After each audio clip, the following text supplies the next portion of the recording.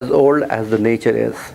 That's why I don't even want to put a tag of time 5 or 6,000 years ago. It is time immemorial. It existed all along.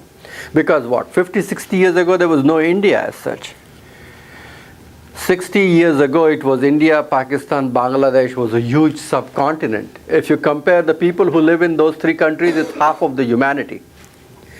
Half of the humanity currently lives there. And if you combine all the way to Sri Lanka, Thailand, Burma, Myanmar, Afghanistan, this whole subcontinent was a part of Vedic civilization. It was a part of Vedic civilization. Even Hindu is not a religion. Okay? Nowadays they call it religion, but Hindu is not even a Sanskrit word. It is actually an Arabic word. And so there's a river which flows in the northern part of India called as Sindhu. And that Sindhu, in the Arabic, they couldn't pronounce Sindhu properly. That Sindhu became Hindu.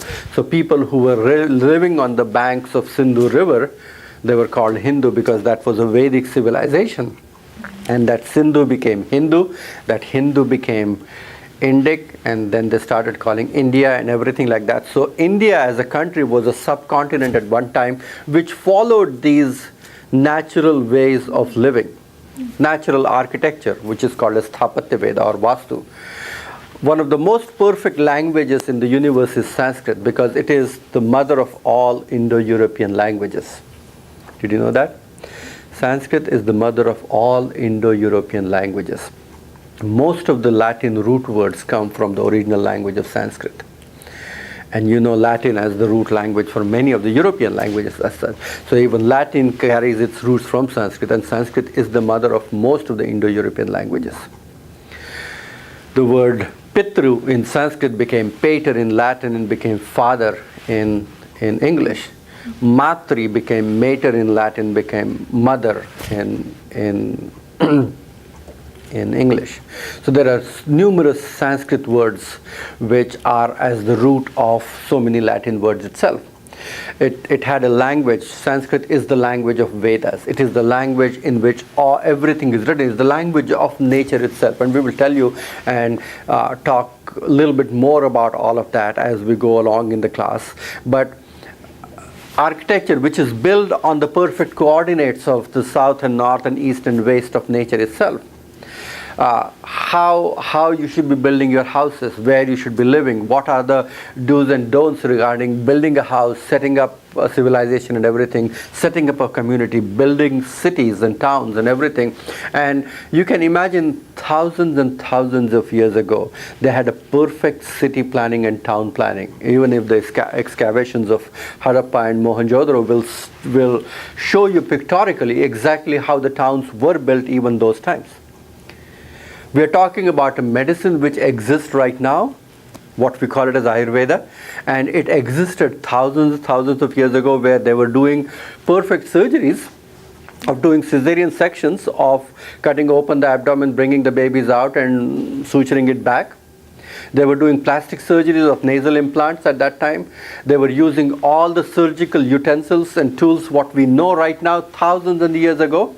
There's all the depictions and explanations of those surgical tools are there in this original Sanskrit literature of Sushrut Samhita. And we knew that we found out about blood circulation a few hundred years ago. What is the age of modern medicine? Can you guess? 500? Oh, you're very optimistic. Okay. 200 years ago, this medicine didn't exist. 200 years ago, this medicine, what we call it as modern medicine, didn't exist.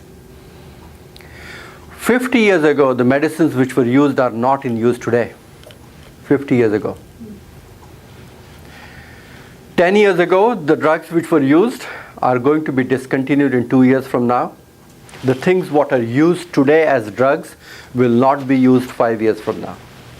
Will not be used.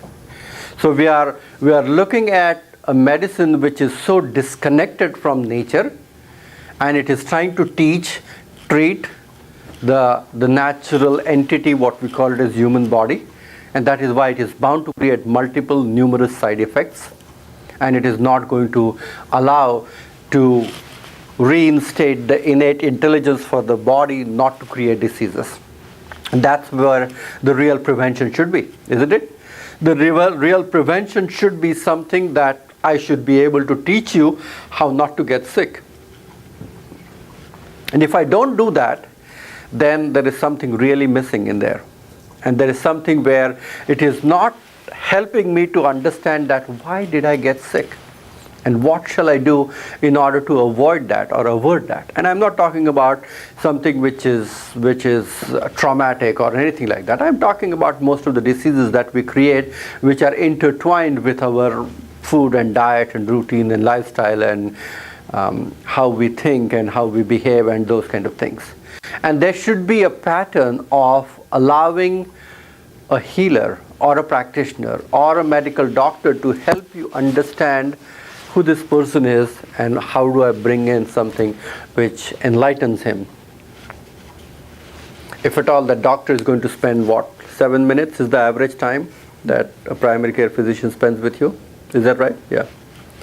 So if he's going to spend 7 minutes and after half of that is going to type things while he's talking to you, and then out come the prescriptions and out come the lab reports, and he's just going to look at those and judge about you and not even bother to ask you what is bugging you or anything, there's something really missing in here. Okay, the whole element of human consciousness for me to heal you is gone. Is the life in the healing has been affected because it has become very insecure. I'm worried about, what my insurance is going to cover here. And that guy is worried, God, what can I do so that I don't get kicked back or something like that. Or I should be worried about what my malpractice insurance covers or something, or what his insurance covers and what I can do. It is something where the connection between the healer and the healee is completely gone, where everybody is scared of each another.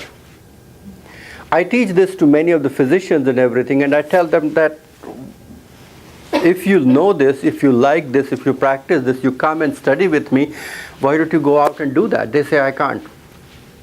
I said, why you can't? He says, yeah, if I have a client I check his blood pressure, which is 150 by 110 and something, and I tell him that, you need to lose some weight. So these are the few tips that you should be able to lose weight. Go for some exercises, manage your stress properly, do these breathing exercises, stay away from salt a little bit, and come back in about a month or two. We'll figure out if you need any more help or something, or then I will be able to give you some more herbs or anything. He says, I can't do that.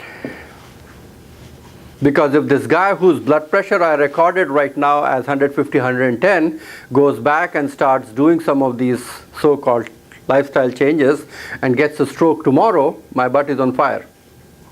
Because I can't allow him, I need to cover myself, so whether he likes it or not, I have to give him medication right now, the drugs, and it's at least I save myself and I prevent myself from any unwanted hassles.